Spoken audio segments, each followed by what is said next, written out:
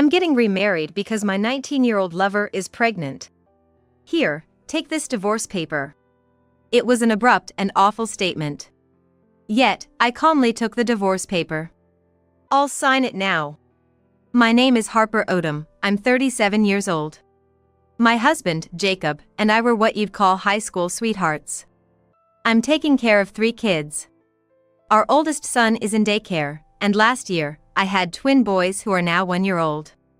All 3 are quite rambunctious, and parenting is really tough, but I also manage the care of my in-laws and household chores. Frankly, I'm busy, but there's someone who doesn't understand that busyness. Jacob. Jacob does hardly any housework, childcare, or elder care. You know, just because you're handling the housework, childcare, and elder care, lately you've been acting so high and mighty. You weren't this arrogant before, you know. Don't get carried away. I'm busier than you, and you want me to help with housework and childcare? What are you talking about? It's for others to decide if you're working hard, not you. You can't even understand that, you can hardly be called a housewife. It's pathetic, really. Be grateful I'm even feeding you. After saying that, Jacob grabbed his briefcase, dressed in his suit, and went off to work. I sighed. Harper, is it Jacob again? Father-in-law. While I was taking our oldest son to daycare and feeding the twins, my father-in-law spoke up. Really, what does he think he is? You're the reason we have our current lifestyle, and yet he treats you like a failed daughter-in-law. That idiot son of mine, really. It's okay, father-in-law. I don't mind, and I'll forget about it soon enough. It's fine, let him call me a failed wife. But still. This understanding father-in-law always supports me. He sees me, who has given birth to 3 boys, not as a failed daughter-in-law but rather as an accomplished one. That alone is a relief. Although his legs are weak, he's still able to manage his daily life. The problem is my mother-in-law, who has dementia and calls me the maid, and she tends to wander off. Harper, I'll feed the twins, can you check on mother? I just can't handle it. Understood. Please give this food to the twins. If you have any questions, just call me right away. I asked my father-in-law to take care of the twins and went to check on my mother-in-law. Maid. Yes, what is it? Another day of caring for my mother-in-law and the twins awaits. But it's inevitable. Eventually, everyone goes through something like this, and it's not like my mother-in-law wanted to get dementia. Housework, childcare, elder care. Since getting married, there has been no help from my husband, and I've been looking after his parents all along. My father-in-law isn't quite demented yet, but his legs are weak, so he's given up his driver's license.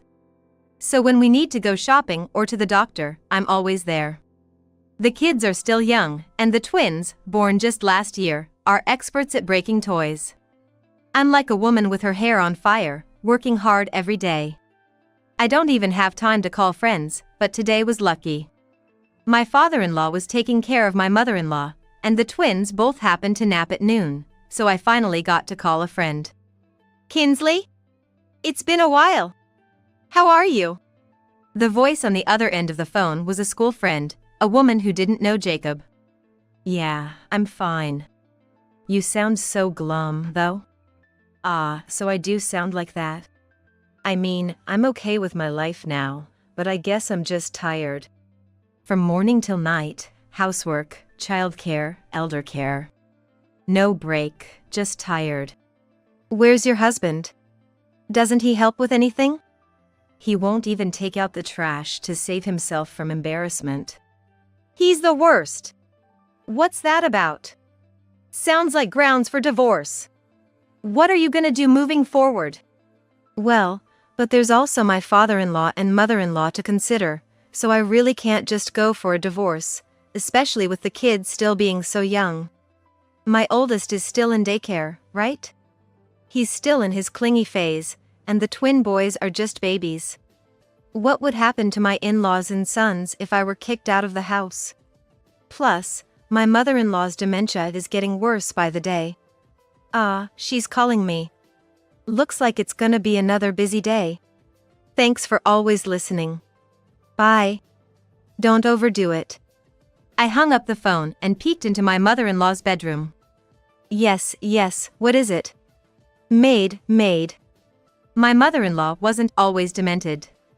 For a while after I got married, she used to dote on me. But gradually, her condition became odd, and she was diagnosed with dementia the year before last. Every day, it's a triple challenge of housework, childcare, and elder care. Even though my father-in-law is around, there's no break in sight. I know it. My oldest is still a toddler, and the second and third are just babies. I need to hold myself together. But at this moment, I didn't yet realize that trying to do it all by myself was actually choking me. I was getting tangled in an inescapable negative cycle. And then, that night, unusually cheerful, Jacob came home and said, "We're getting divorced." His smiling words shook me. What? Why? Because my 19-year-old lover is pregnant, and I'm gonna remarry. Here, take this divorce paper. At that moment, something inside me broke. The very thing I had been struggling with tightened its grip around my neck. But I knew it. So I told him, "I'll sign it right now." Oh. You understand? Good for you. She could give birth any day now, she's full term. I'm glad we could settle this. Well, I owe you thanks. Jacob was smirking, but he didn't realize something. But I said nothing and signed the divorce papers, then started to pack my things.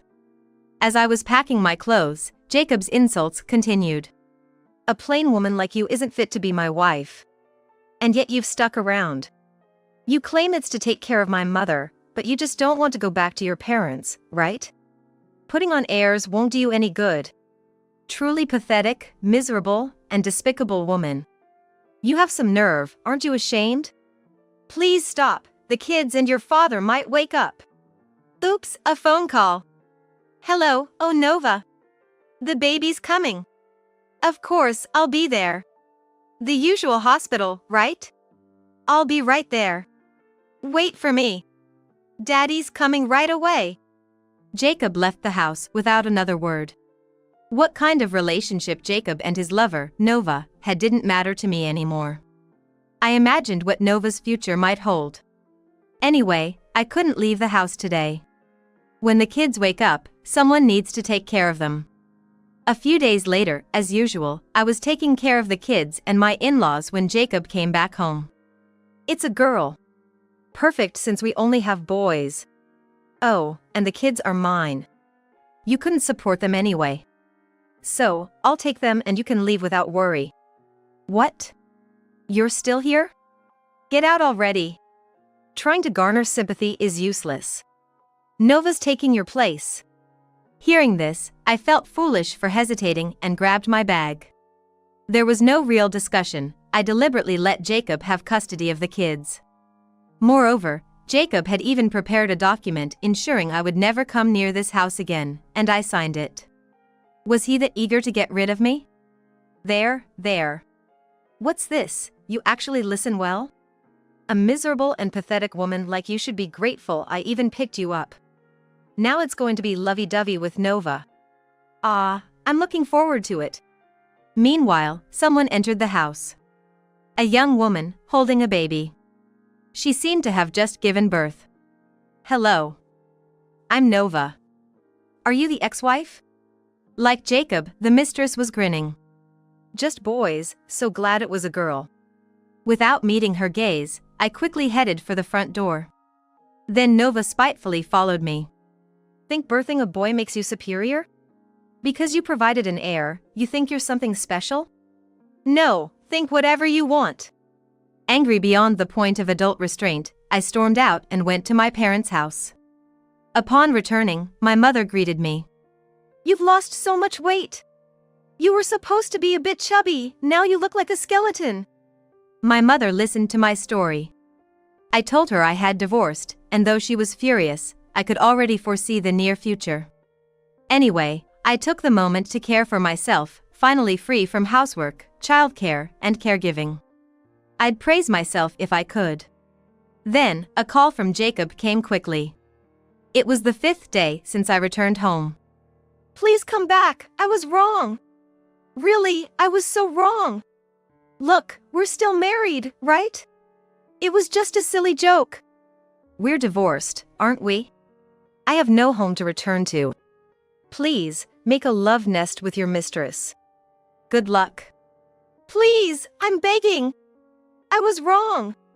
You're still my wife. I already knew the situation. Not that Jacob told me, but I could easily imagine what would happen once I left. What about Nova? Your mistress and all that? Isn't she better at cleaning, cooking, childcare, and even caregiving than me? Then you don't need me. That coward has already left. She's not here anymore. Please, come back. We're still married. I signed the divorce papers, remember? And the agreement? I threw them all out. I haven't filed them. Just come back, please. I'm begging you. I ignored that call twice. I had signed the divorce papers and written the agreement. There was no reason for me to return. But considering the kids, I thought about going back once. Returning to the in-laws' house, I faced a grim scene.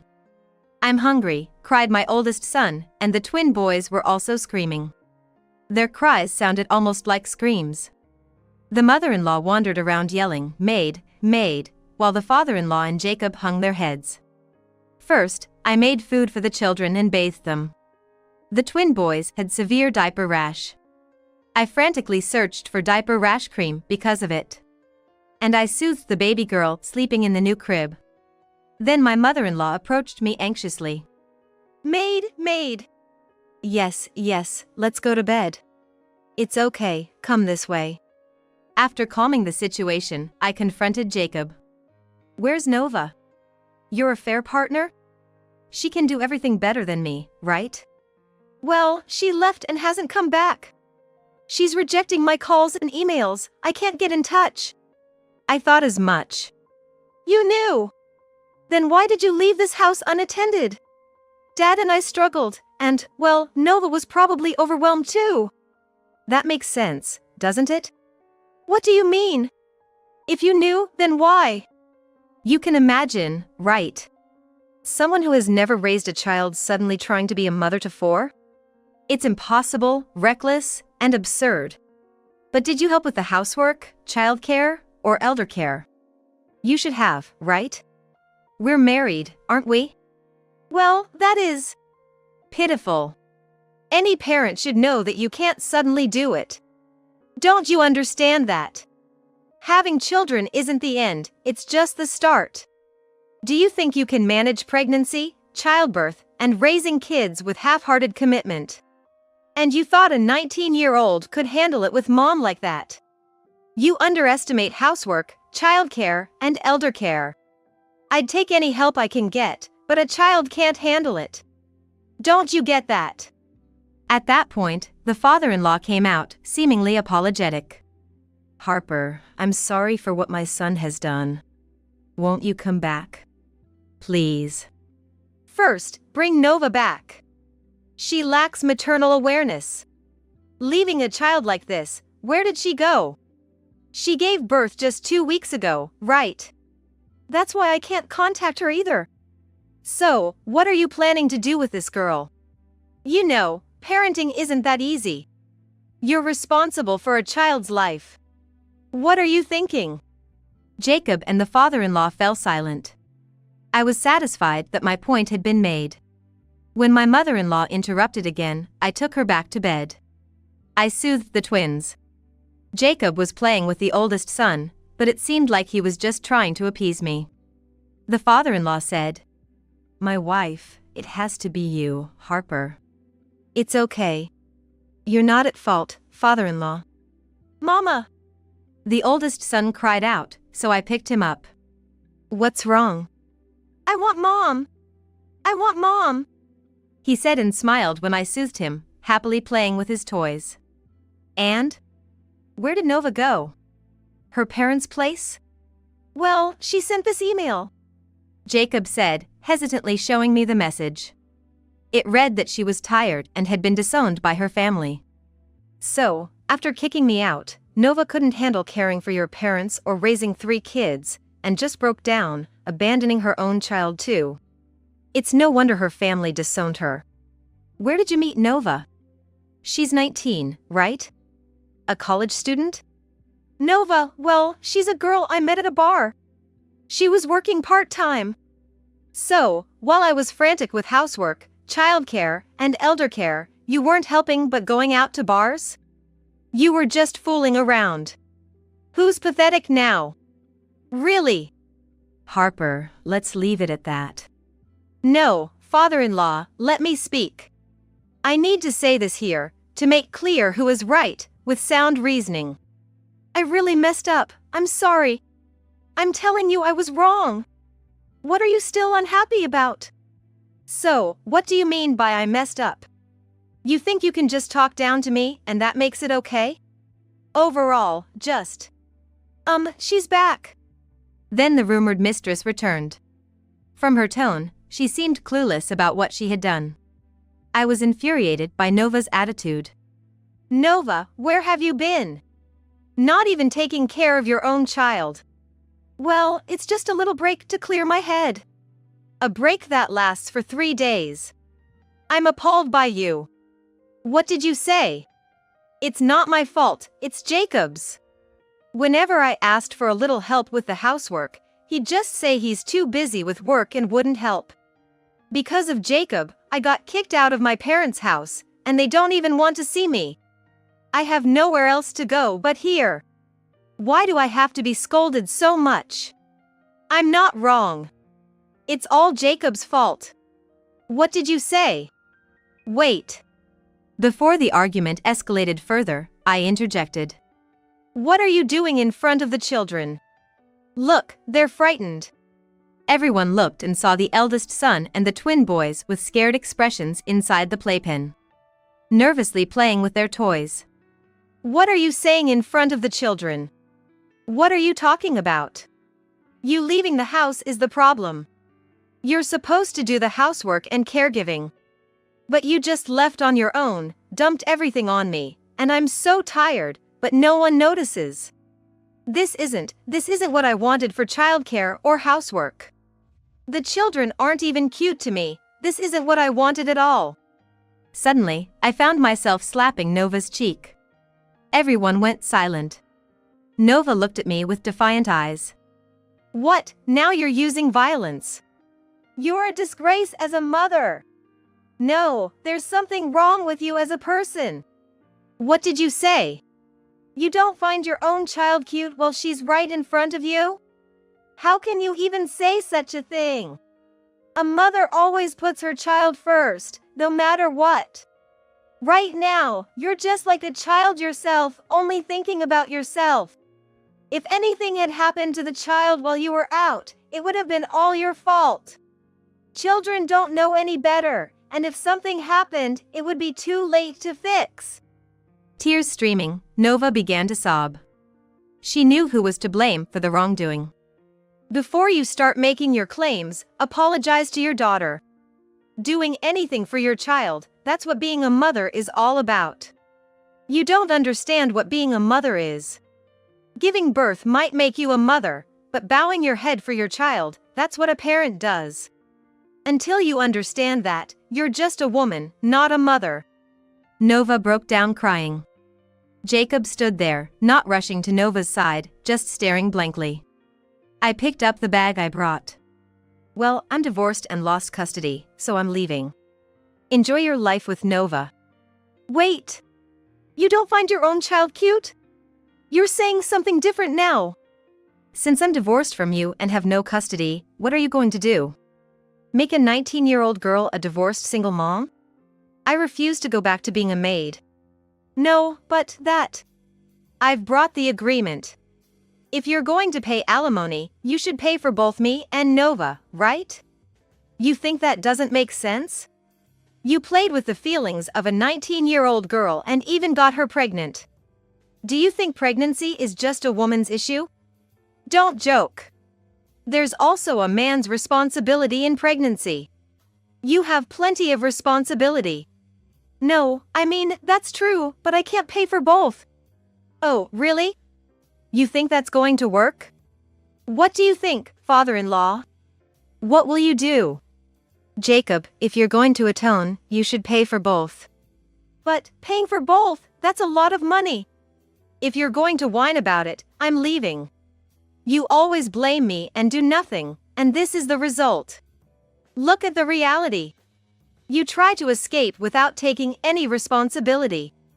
Don't you feel pathetic as a man? And what about Nova? How can she take care of the house, kids, and your parents while she's in this state, crying her eyes out? You've committed that sin. Do you understand? Don't run away from it. Jacob, Harper is right. You can't run from your sins. But, you have 3 things to do. Apologize to Nova. Apologize to your own parents and children. And apologize to me. Make sure you pay the alimony. You're just running from your own weaknesses. Pay up for all the nagging. That's how you atone for your sins, right? Ugh, that's not wrong. You know it. Now, go apologize to the children, to Nova, and your parents too. You can apologize to me last. You're an adult, right? Nova might have neglected her parenting duties, but you've always neglected them. Always work, work, work, and never even tried to interact with your children. And now you say alimony is impossible? If you think that's acceptable, you're worse than a child. How dare you? Jacob. Harper is right. Do everything Harper said, you fool. Ugh, don't yell in front of the kids. I have every right to be angry. Don't use the children as leverage now. I can adhere to the agreement you made me sign, right? We can clarify the alimony with a lawyer, right? Shall we do that? The agreement you made me sign is a solid reason for alimony, isn't it? Shall we decide the monthly alimony payments here, or go to a lawyer? I'm fine with telling everything to a lawyer. Your harassment is unavoidable harassment. Be prepared, right?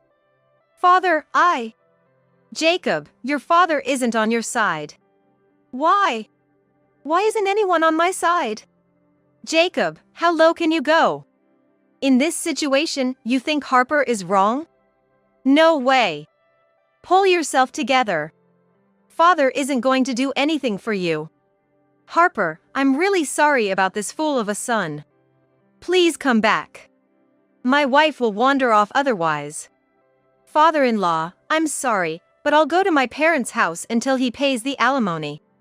Divorced, forced to sign that agreement, and no apology or alimony? How can that be acceptable? Firmly, I stated this, and finally, Jacob collapsed into a seat. I pulled out the agreement Jacob made me sign from my bag. Look, it says never come near this house again, right? I'm just following that, aren't I? What would your classmates think if they knew you're such a childish person? Ah. As I flaunted the agreement, Jacob grabbed it and tore it up on the spot. And he laughed. This means the agreement is void now. Ah, that was just a copy. Eh? Jacob's face fell in dismay. Did you think I'd bring the original? I'm not that naive. So, what about the alimony? Persistently, I pressed Jacob for an answer. We can't let him escape now. This man must pay for his sins. I'll pay it. I'll pay alimony to both Harper and Nova. So, please come back. I haven't filed the divorce or marriage papers with Nova. We're still married, so. Make sure you pay properly. With the father-in-law and Nova present, we decided the amount of alimony. I made Jacob sign a contract to ensure he pays the alimony. Jacob was driven out of the house by his father. Father, why? I don't want to live with someone like you. You've been a burden to Harper and Nova. Live alone for a while. And make sure you pay the alimony. Father! As Jacob was expelled at the doorstep, he sat there for a while before disappearing somewhere. The remaining issue was Nova. Can't you rely on relatives? Are you really cut off from your parents? Yes, I have no one to turn to. I was a burden at home. I want to properly take care of my child. Can I stay here? I'll do any housework or caregiving. Her words lacked vigor, but it seemed Nova was reflecting in her own way. I would really like you to stay here, but I think it's best if Nova seeks welfare support. Are you okay? Do you have any knowledge of welfare? Or not? I don't. I have no idea what to do next. Don't worry, despite how I may look, I do have knowledge of welfare. After that, I introduced Nova to an acquaintance involved in welfare services. I recommended a temporary facility for mothers with children, which is different from a shelter. Harper, I really misspoke. I am truly sorry. And thank you. I will start over here with my daughter. You expressed that well. It's okay, you can do it. I'm raising 3 kids myself, so it's manageable. When you face difficulties, it's all right to rely on various people. That's also a part of being a mother. Nova didn't say anything but bowed deeply and entered the mother-child facility. Thus, I sent Nova off and returned to my own home. 6 years have passed since then. The twin boys who were 1-year-old are now in elementary school, and the eldest son, who was in daycare, is now in middle school. Jacob, who was driven out of the house, has not shown up since then, but he has been faithfully paying alimony. Since then, both my mother-in-law and father-in-law have passed away due to health issues, but my father-in-law left me his assets in a will, which has made my life financially stable. I wonder where Jacob is now and what he's doing. But it feels like he might be involved with another woman, so I won't bother looking for him. Occasionally, I receive emails from Nova. If Jacob hadn't interfered, Nova could have had a different life. But now, she seems to be living with her daughter, whom she named Camila. It's good to hear she's doing well. And when my eldest son was about to enter high school, I suddenly received an email from Jacob. He has been working multiple jobs to pay the alimony for 2 people every month. It was an email asking for a reduction in alimony, but I have no intention of reducing it. I decided to ignore the email and blocked his number. A few years later, when the children were adults, I started living a quiet life by myself. After all the busyness, now that the kids are grown, maybe I should go on a trip. Jacob keeps paying the alimony even though I said it's okay to stop. Why does he continue? Suddenly, I got a call from a classmate, Kinsley. We are still in touch, bonded by the fact that our children have grown up. Do you know? Your ex-husband Jacob was recently arrested. What? Why? Didn't you see the news? Apparently, he was making a lot of money from underground jobs. They're investigating where the money went.